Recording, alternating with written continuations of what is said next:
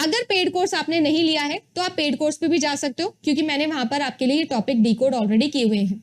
ठीक है, आपके पास में सिर्फ और सिर्फ 4 तारीख तक की विंडो है, क्योंकि अभी कल से जब आपकी फॉर्म अनाउंस हुए तो संडे दिन था और बहुत सारे हमारे पास में हेल्पलाइन पे कॉल आए कि मैम प्लीज एक बार और विंडो ओपन कर दीजिए, इसीलिए विंडो दोबारा से ओपन हो रहा है।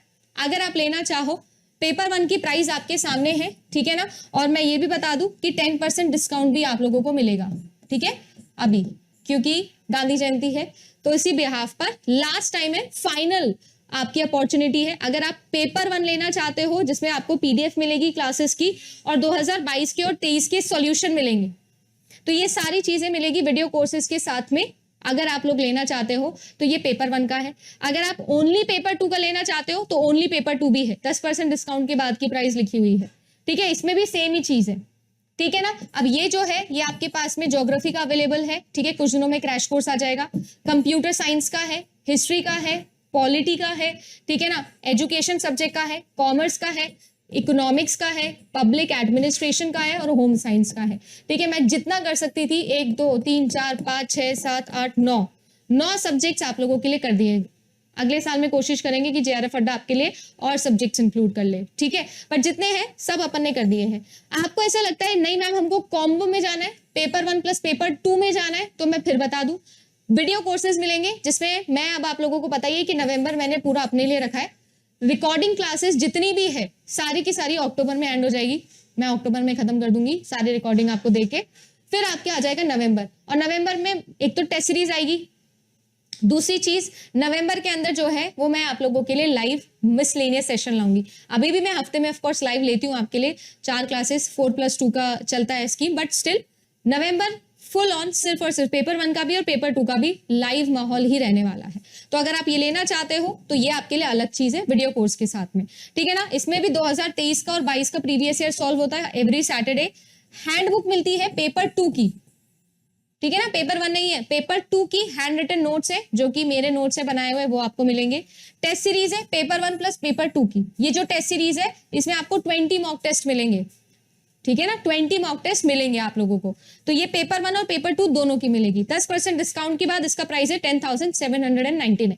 ये है उन बच्चों के लिए जिनको ऑफ कोर्स जाहिर सी बात है कि सारे के सारे जो टॉपिक्स निकालने हैं, क्लासेस कैसी पढ़नी है, कौन कौन से टॉपिक पढ़ने, कितने टॉपिक को कितने डिटेल में पढ़ना है, वो सब जिनके लिए हमने कर रखा है, मैंने कर रखा है या बाकी टीचर्स ने कर रखा है, ठीक है ना। ये सब चीजें जो है ये उनके लिए है। अब ये जो है लास्ट टाइम है, फाइनल चांस है, ये नहीं सोचना है कभी भी कि यार मैं 4,000 5,000 10,000 इन्वेस्ट करूं, ये करूं, ये सोच के रखना, क्योंकि ये कुछ भी नहीं है आपके बहुत बड़े सिलेक्शन के लिए, कुछ भी नहीं है, बहुत ही छोटी सी चीज है। करके देखना चाहते हो तो कर सकते हो, F10 कोड लगा देना because this is your final chance. कितने टाइप्स के आपके प्लैगरिज्म्स होते हैं ये भी याद रखें ना। एक होता है कंप्लीट प्लैगरिज्म, एक होता है सोर्स बेस्ड प्लैगरिज्म, एक होता है डायरेक्ट, एक होता है सेल्फ या फिर ऑटो। ये भी इंपॉर्टेंट है, ठीक है ना। एक बार एग्जाम के अंदर आप लोगों को सेल्फ प्लैगरिज्म की डेफिनेशन गिवन थी और पूछा गया था ये कौन से टाइप का प्लैगरिज्म है और ऑप्शन में सेल्फ नहीं था, तो सेल्फ लिखूं या ऑटो लिखूं एक ही बात होती है। फिर आता है पैराफ्रेजिंग प्लैगरिज्म, फिर आता है मोज़ेक प्लैगरिज्म, एक्सीडेंटल प्लैगरिज्म या फिर इनएक्यूरेट ऑथरशिप। ये जो 4 बेसिक पॉइंट्स मैंने बताए ये उन्हीं को डिफाइन किए हुए हैं और कुछ नहीं है। याद रखेंगे ये जो एक्सीडेंटल प्लैगरिज्म है और जो सेल्फ प्लैगरिज्म कहाँ गया, ये जो आपका सेल्फ प्लैगरिज्म है ना, ये 2 सबसे ज्यादा अकर होने वाले जिनकी फ्रीक्वेंसी बहुत ज्यादा है ना वो आपके प्लैगरिज्म है। एक्सीडेंटल प्लैगरिज्म बहुत ज्यादा होता है यूजुअली, देखो जो मैं ये तो मैं मजाक में आपको समझाने के लिए सारी बातें बोल रही हूँ, पर रिसर्च कम्युनिटी के अंदर और I should say it international research community के अंदर जो है रिसर्च को बहुत सीरियसली लिया जाता है। स्पेशली अगर मैं बात करूँ वेस्टर्न कल्चर के अंदर जहाँ पर जो आपकी पीएचडी होती है उसमें सिनेरियो ऐसा है कि वहाँ पर डॉक्टरेट डिग्री पीएचडी के बाद नहीं मिलती। ये मैंने आपको बताया था ना, डिसर्टेशन के बाद में डॉक्टरेट डिग्री मिलती है, उससे पहले जो होता है वो ये पीएचडीज करते हैं। तो पीएचडीज बहुत सारी हो सकती है, जैसे कि अमेरिका के अंदर बहुत सारी पीएचडीज हो सकती है, बट डिसर्टेशन एक ही होता है। तो नाम के आगे डॉक्टर ना उनकी डिसर्टेशन के बाद लगता है, जैसे अपने देश में पीएचडी के बाद डॉक्टर लगता है, डिसर्टेशन आप एक से ज्यादा कर सकते हो, पीएचडी मोस्टली हम एक ही करते हैं और फिर डॉक्टर लग जाता है।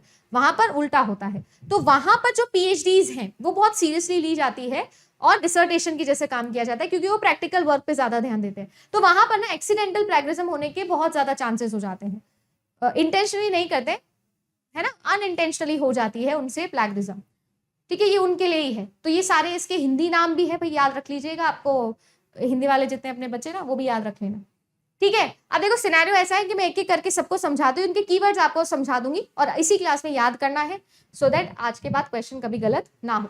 सबसे पहले आता है कंप्लीट प्लैगियरिज्म। कंप्लीट का मतलब ये होता है कि आप किसी और ऑथर का काम चिपका दो अपने नाम पे, साफ साफ।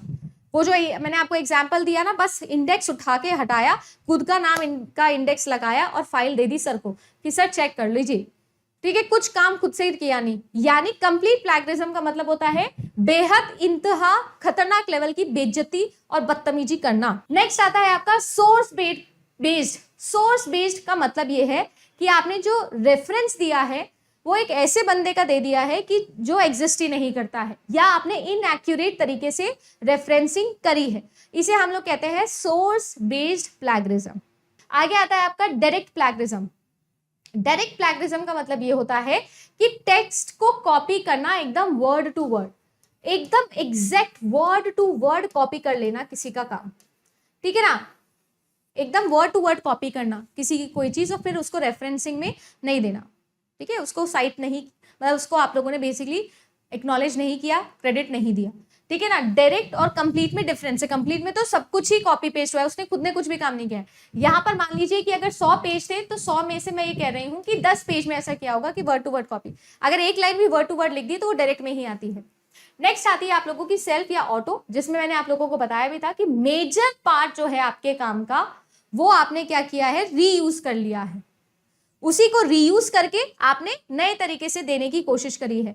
आप कभी भी खुद को ऐसे रेफरेंसिंग नहीं दे रहे हैं, है ना, खुद को क्रेडिट देने वाला काम यहाँ पर नहीं चलेगा, याद रखेंगे, सही है ना। तो सेल्फ या फिर ऑटो प्लैगियरिज्म का मतलब होता है आप एक नए तरीके से पेश कर रहे हैं, अपने रिपोर्टिंग कर रहे हैं और इस रिपोर्टिंग में मेजॉरिटी ऑफ द वर्क जो है वो आपका पुराना वर्क है जिसको आपने रीयूज कर लिया है, ठीक है। तो ये भी आप लोगों का अलाउड नहीं है। आगे देखो, पैराफ्रेजिंग प्लैगियरिज्म गिवन है। पैराफ्रेजिंग मैंने जैसे आप लोगों को बताया, आपने किसी से कुछ पढ़ा, किसी ऑथर की आपने कोई चीज पढ़ी, अब आपने क्या किया, थोड़ा बहुत इधर उधर वर्ड का हेरफेर कर दिया, थोड़ा सा उसको मोल्ड कर दिया, सिनोनिम यूज कर लिए, है ना, सिमिलर वर्ड्स यूज करके आपने लिख दिया। जैसे कि ऑथर ने बोला था कि ये चीज जो है वो बहुत ही इंपॉर्टेंट है हमारे लिए, तो आपने इंपॉर्टेंट की जगह पोटेंट लगा दिया, ठीक है जी, कि ये चीज हमारे लिए बहुत ही पोटेंट है। तो आपको लग रहा है कि ये चीज चेंज हो गई, पैराफ्रेज कर दिया आपने इसको, आपने थोड़ा सा ऑल्टर कर दिया, सिनोनिम यहाँ पर यूज कर लिए, तो ये भी जो है वो नहीं चलेगा। माइनर चेंजेस जो आपने किए हैं या आपने अपने खुद के वर्ड्स में लिखने की कोशिश की है, मतलब सेम ही था,